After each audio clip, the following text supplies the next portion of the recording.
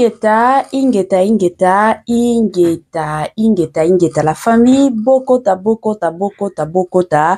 Dossier sur dossier, affaire sur affaire, bande kunanga, kolala kolamukana, ya moto moto, kolala kolamukana, ba dossier sur dossier, kolala kolamukana, ba affaire sur affaire, kolala kolamukana, makambo, bande kunangai.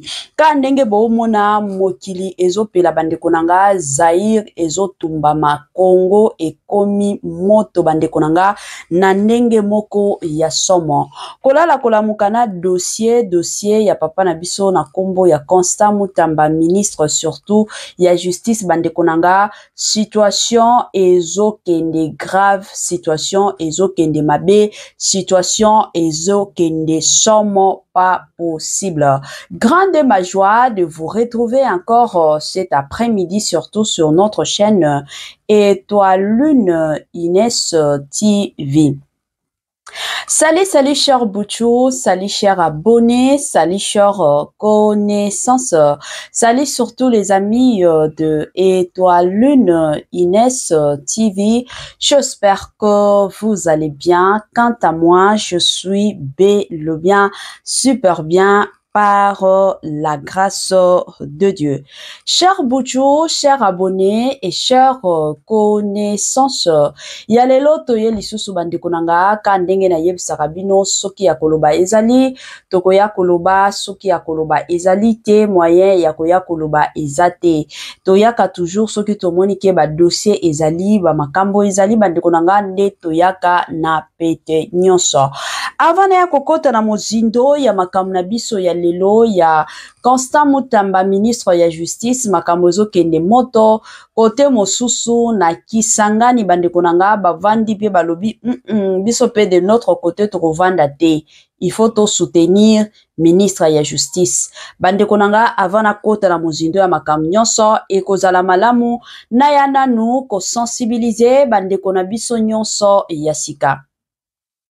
En tout cas, si c'est la toute première fois ya kokota penza na chaîne Nabiso, chaîne moko kitoko, chaîne moko yaba analyse somme, chaîne moko yaba information pas possible. Je vous prierai surtout de vous abonner massivement. Abonnez-vous.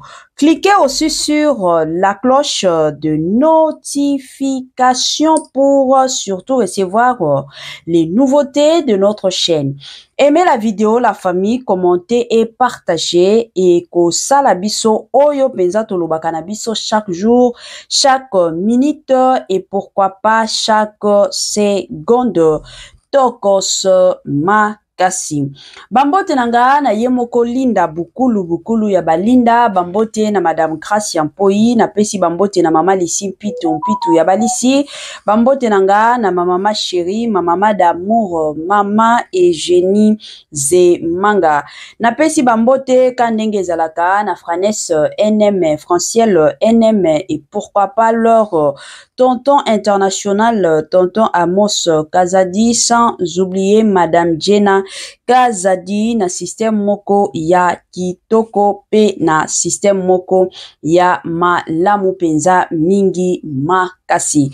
Bande konanga ekozala malamu to landana nu sport oyo kandenge to yebi biso nyonso sport moko kitoko to landango na bukebi nyonso et puis tozozonga sima po na koya ko continuer analyse na biso kaka ndenge et zali to landa et on se retrouve juste après. Année ya sika, solo ya sika, agrandissement des troisième jambes, qui mobile salakate, pe ezamu kie, mama azo sepelate na mbetu, na gavke, elamu pe feti zongi, ba mama ona ba problème ya mabota, myome, fibrome, trompe, kiss, règle abondante, ménopause, ata, okomi na 65 ans, mama, okobota mwana, yoka bien, dépression, maladie mentale, autisme, ata mwana alobakate, mokulu makasi, tope ala la kate, tozali na solution solution na Gavker. Bona loposo totikali simate bergete babengi nduta bouton tache 5 jours ya bamba hoteli lokola lilala uniforme tozali na gamme complète ya kopakola ya injection ya comprimé ya suppositoire esengo ezali mama olingi ovindisa tolo pe sima sans opération benga biso na lombango papa mama yo oyo otungisama mingi na maladie ya hémorroïde interne to pe externe yoka na 2 jours ya bamba omoni changement ya solo ebongo bona bokono ya diabète AVC tension to pe obésité Gavker Golo solution perte de poids naturellement au kokota salle de sport teo na kisi ya comprimé pe injection na Gavker ozongi mobimba ba produit na biso ezali 100% naturel et salemi na ba plan na ba industrie ya Allemagne pe Angleterre na Gavker oko sepela. La santé n'a pas de prix. La famille, quand ndenge toyeb sarabino, bate la santé na yo, sobioro bate la santé na yo te, mutumoko te, akotikala ko bate la santé na yo te. En tant que mutu, ce que monique na nzoto na yo, ozomi yo ka bien te, et kozala toujours et encore, malamu mingi, ko bate la santé na yo. Good news, bonne nouvelle, sango ya malamu bande konanga, je m'excuse. Gavker aye na ba solution ya kitoko surtout concernant makambo mabota. Ebele ya batu lelo oyo mabala eza kukufa. Mabala eza lisusu te. Pourquoi? Parce que moi si azobota te surtout bona biso bantu tozalaka toujours que non. Moi si wana zana mabota te kutu famille na bango baza bandoki kutu papa na bango asala ki mama na bango akendaki ezalaka toujours bongo. Yango Gavker aye na ba solution ya makasi toyebi ke eza na mibali mosusu ba semence na bango eza nango makasi te pona otia moi sixième. Eza pe na basi mosusu na ndenge nzambe akela bango moyen bakumba zemi eza te. Yango ba solution ya ba femme porteuse ezali ba solution kolongola ka ba maki na côté ya papa côté ya mama ba sangi sango ezali pe na ndenge moko ya kitoko. Voilà, sans plus tarder la famille tozo kota na situation tozo kota na dossier na biso ya lelo oyo penza na yaki lelo ko betela bino lisolo avant na ya koloba ebele ndenge batu mosusu balobaka mama lobaka mingi eza koloba mingi te nazotiela bino ba video awa nazobanda nanu na bandeko na biso ya Kisangani ba mama ya Kisangani de leur côté bavandi balobi te bakoki kondima te ke Constant Mutamba akota makala bakondima te. Pourquoi? Parce que Constant Mutamba plutôt aosala musala na ye. De l'autre côté, bandeko nanga l'Assemblée nationale bandeko nanga ezande ya kobeba, ezande ya koinda, mutu na mutu azoya na ba propos na ye. Mutu na mutu azoya na oya ye bandeko nanga. En tout cas, nazotiela bino nyonso, bino bo vanda kaka bo matsaka ba volume. Tango vandi wana mwa eloko akomela ezala parce que soto zomelaka, okozala te ke non na lala, na ima, na nimba, ekozala te. Mais soki ya komele kozala te yango momona ka bela batu basutu kakazaki na pongi bazo nimba. Voilà, toyo kananu ba mama ya Kisangani makambo bazoloba bango wana na Uganda ba eko boma biso ko la politique na bino lelo na simbi mabelo yo soka mobali na ka ke na simbi yango tozala ko tambola na makambo ya ba victime depuis que tombola mungo kwa zakate toke na assemblée provinciale policier batini ba policier beti ba victime sino ba député toke na assemblée nationale tokuti ba député baza na pernier na bango ko sepeli to ba tokuti bango ba koloba likola ba victime kaka bino ba député national bo pasoli kaliko bo bengali biso bino ba député toka na kata documenté ka ba victime to mona député ni na tombola mungo na ye mona kolobela likola ba victime madele ya bato na biso ya moto totika Constant Mutamba chef de l'État wani politique ba osala yo babi bisa Mutamba ndenge ko ba ko isayo ndola ni sona chef de l'État babi ba ko isayo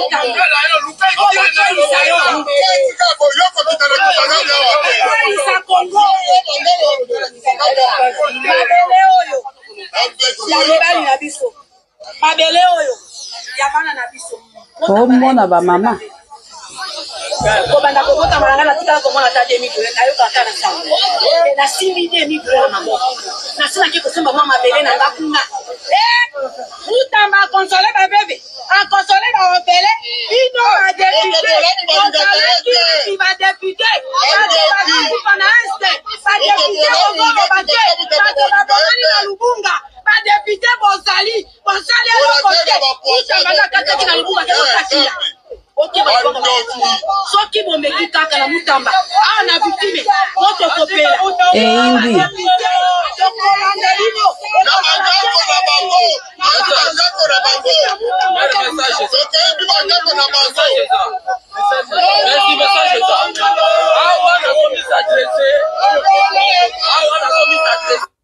voilà tolanda mosusu bandeko nanga awa eza ya koyinda eza ya kobeba makambo mosusu ezali tokota na dossier mosusu awa nzambe na lola nzambe na bomoi a matière ke zongi awa Assemblée nationale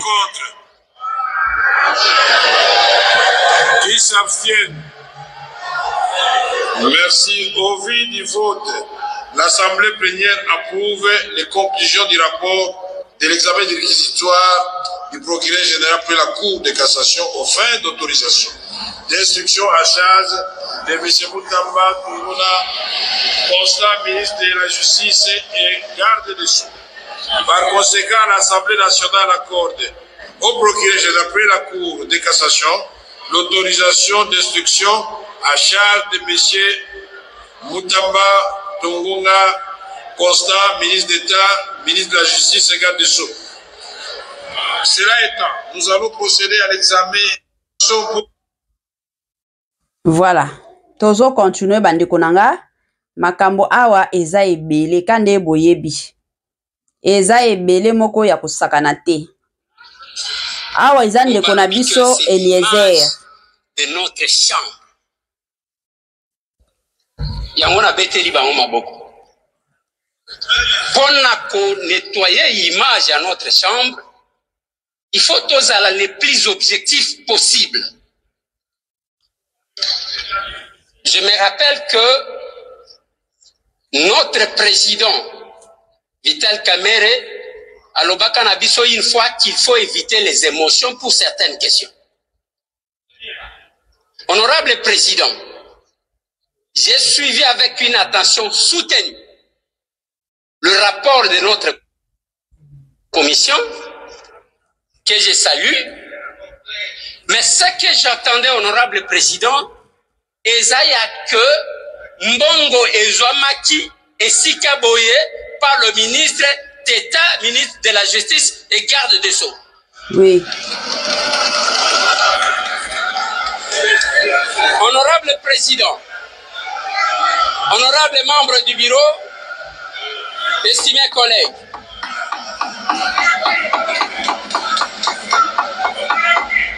laissez l'honorable Eliezer s'exprimer. Nous avons besoin de la dialectique. Poursuivez. Laissez-les poursuivre jusqu'au bout. Ok, allez-y, honorable député. Merci pour votre protection, honorable président. Mais nakati ya rapport oto uti kolanda. Ngai na yoti biloko mibale, honorable président. Eloko ya liboso eza ya société. Eloko ya mibale eza ya procédure. En matière ya passation de marché, honorable président, sur le plan de la procédure, ce qui mutu a péché, sanction ezalaka ya ko annuler marché.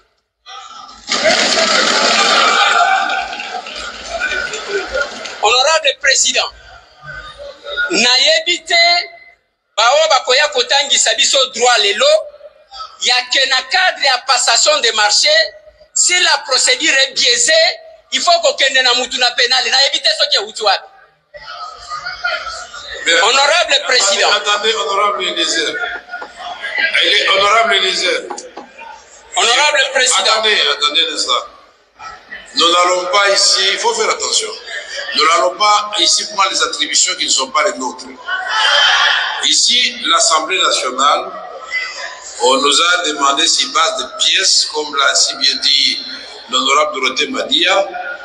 Le procureur général nous a demandé l'autorisation pour qu'il instruise et que le ministre d'État puisse l'éclairer sur des actes qu'il avait ou aurait posés et qui étaient de nature à faire évader, partir l'argent de l'État. Point barre. Bon, maintenant, entrer dans les droits, dans les juridismes, là nous quittons le sujet. Vous pouvez dire, moi je suis contre pour 1, 2, 3, 4. Et si on va dire d'ailleurs. Honorable Président, na yoki epi nazana nzela wana uzoloba. Pour que t'autoriser instruction, parce qu'instruction sont autorisées, les a aucun pénal, je ne suis pas perdu. Mais ici, il y a une démarche administrative. Et parmi les correspondances, même correspondance, il y a Premier ministre Ezanakati. Oyo bazali kosenga que les mineta abakisa ba pièce. Tant que la procédure administrative n'a pas été épuisée, honorable président, ce qui t'autorisait, t'autorisait tout, et ça sera comme un règlement de compte, honorable président. Bon, merci, honorable Eliezer. Merci, honorable Eliezer. Vous conclure, honorable président. Mais il y avait des éléments. Honorable président, pour conclure, honorable président, j'estime à mon humble avis que il ne faut pas que tout ternir l'image de notre chambre en livrant sous émotion un membre du gouvernement qui fait bien son travail. Merci, honorable. Voilà, honorable président, j'ai dit. Merci. Honorable président. Voilà. Tokota na mususu bandeko nanga. Ka ndenge na uti koyebisa bino awa matière ezali. Toza na ba matière nde ba matière bandeko nanga. Voilà. Tala. Tokota na oyo pe. Ainsi, sur 23 membres qui comptent vote, Ezaka ba député national là. 21 membres ont pris part au vote. 17 ont voté pour. Pardon? Poursuivez, monsieur. Ayez vos apaisements. Suivez. Ayez vos apaisements, chers collègues. Qui dit A doit dire B. Vous ne discutez pas avec la plénière. Merci, honorable président. Poursuivez la lecture, monsieur. Votre intelligence, honorable président. Merci. En conséquence, votre commission recommande à l'auguste plénière d'autoriser l'instruction contre M. Costa Moutamba Tungunga, actuellement ministre d'État, ministre de la Justice et garde des Sceaux. Tokota na mususu. Tellement ba matière bandeko nanga eza nango ebele. Eza ya kobeba. De l'alinéa premier de l'article 82 du règlement intérieur de notre chambre. Vous présentez une motion d'information portant sur un fait grave qui mérite l'attention de la plénière. Honorable Président, pour rappel, en date du 24 mai 2025, par votre décision numéro 017, par CAP, par P, par 2025, vous avez procédé à la création d'une commission spéciale et temporaire chargée d'examiner les réquisitoires du procureur général près la Cour de cassation en vue d'une instruction à charge du ministre d'État, ministre de la Justice et garde des Sceaux, l'honorable Costa Moutamba Tungunga. Cependant, honorable président, je le regrette de vous informer que le contenu de discussion interne à cette commission, pourtant tenue à huis clos, a été révélé sur les ondes de la radio Top Congo FM par l'honorable Willy Michiki, Ce dernier, bien qu'il ne soit pas membre de la dite commission, a participé aux travaux des séances du lundi, le mardi 27 mai 2025. Dans son intervention, il a tenu le propos suivant. Je cite, « Le cas de Moutamba est un cas qui a fait clameur publique. Toutes les preuves sont revenues contre lui. La procédure évolue très bien.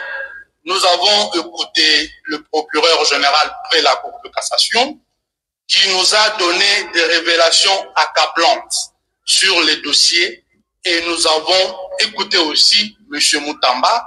Il a donné sa version de fait. Pas plus tard que maintenant.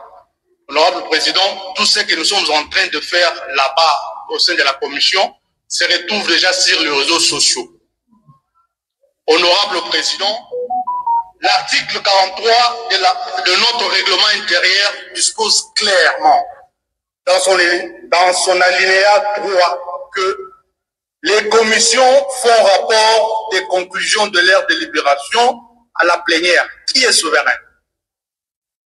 En divulguant publiquement les éléments couverts par le secret des travaux en commission, notre collègue a violé cette disposition fondamentale. C'est pourquoi, Honorable Président, pour l'honneur de notre Chambre, pour le respect de notre règlement intérieur, je sollicite respectueusement de la plénière la mise en place d'une commission ad hoc chargée d'auditionner l'honorable Willy Michiki afin d'établir le fait et de tirer toutes les conséquences disciplinaires prévues par le règlement intérieur. Je dis. Honorable député, chers collègues, je crois que nous avons une commission de sages, non? On peut envoyer ces cas au niveau des commissions de sages qui sont pour, qui sont contre, qui s'abstiennent. Bon, le cas Willy Michiki est envoyé à la commission des sages. Fachi. Voilà. Tozana ya suka suka. Ya suka message ya suka yangoyo. Kama kambo ya Constant Moutamba. Donc, ceux qui ont pensé que comme tout dans le cas Kabila, Toza Bambongo, Toza Toubakanga Moutamba, ils se sont vraiment tirés dans l'œil, pas même dans les pieds. Ils ne peuvent plus voir parce que maintenant là, et que le président a dit oui. Vous avez des cas? Oui. Moi, je suis les juges suprêmes. Vous faites les jugements. C'est-à-dire que tant que vous c'est le jugement à Moutamba, vous prenez les avions, vous fouillez. Parce que ça vient maintenant aussi après vous. Tous les documents vont sortir. Il n'y a pas moyen que maintenant quelqu'un échappe. Oh, je suis ministre des Sports. Je suis ministre des Transports. Si nous ne voyons pas ces mains claires, tu es parti. Oui. Vous avez compris, non? Mais comme qu'à passoire. Je suis très content. Je suis vraiment content que Moutamba soit entendu. S'il n'a pas volé, il va sortir. Il va démontrer tout et il va tout montrer. Moutamba est celui qui ne s'entend pas avec les ministres des Finances.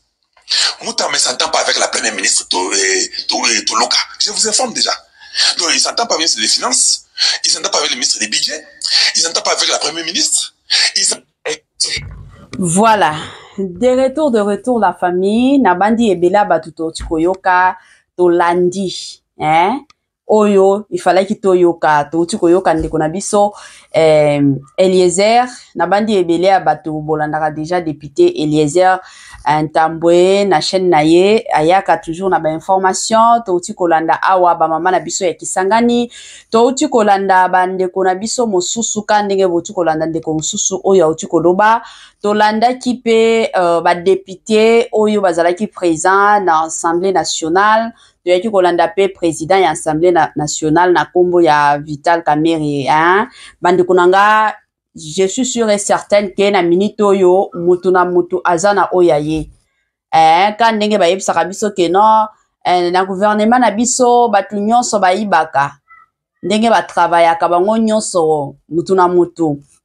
Il y a même pas 2 ans ou 3 ans passés, tozaki na dossier. Il y a président, il y a Assemblée nationale, Vital Kamerhe.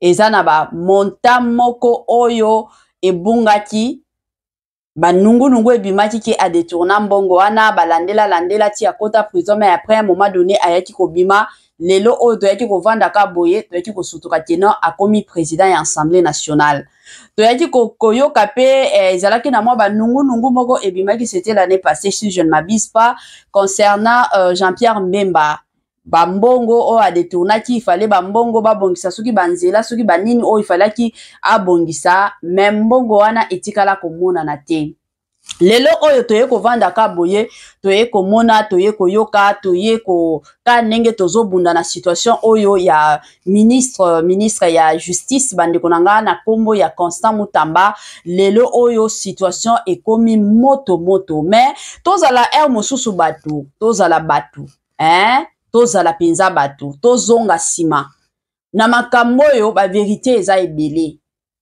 ebele ya makasi déjà na ba ministre na biso ebele ba ministre ebele ba osala musala te tolobango nazoloba la famille ba bilo mosusu faut tolobaka soki to continuera ko banga ekozalela biso pasi pe mawa eza na ba ministre mosusu o ba osala mais eza na ba ministre mosusu ba osala te bazo sala te depuis bane na bane tozaki na ba ministre ya justice totikala komona ba ministre ya justice ke non asali descente na prison moko boye totikala komona ngote na prison ya Makala eza prison moko ba construiraki na nombre moko déterminé ya ba prisonnier mais yaki ko kamusa au lieu ezalata surplice tolobata surplice ya 20 mais surplice ezalaki soki triplé pas même double triple ya batu oyo fallait bavanda na prison wana mais tango ba économé kaka Constant Mutamba azala ministre ya justice directement azalaki focalisé concentré na makambo oyo etali makambo ya justice directement bandeko nanga akomaki kolandela asalaki descente ye moko na Makala ake komona na prison Makala batu bazalaki ebele yango yaki kosala ke ba prisonnier ebele babandaki kokufa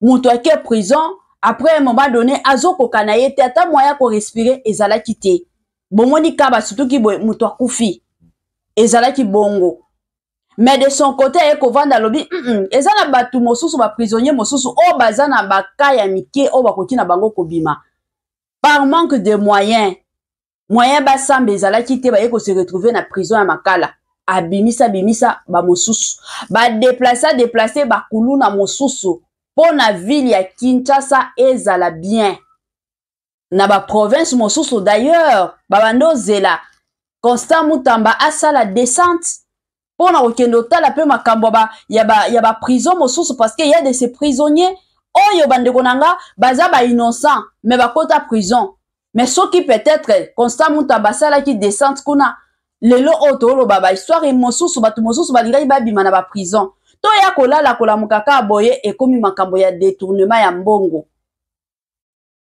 o Mutamba sala ki ba dépôt ya mbongo boye montant fixe bazokoka kopesa te lelo bokoyoka $100,000 lobi kuna $39,000 finalement mbongo ango bozolobela Mutamba eza combien Mutamba zo sala musala na ye eza teke na okotela Mutamba mais tozo mona biso toza musika mais tozo mona musala Mutamba zo sala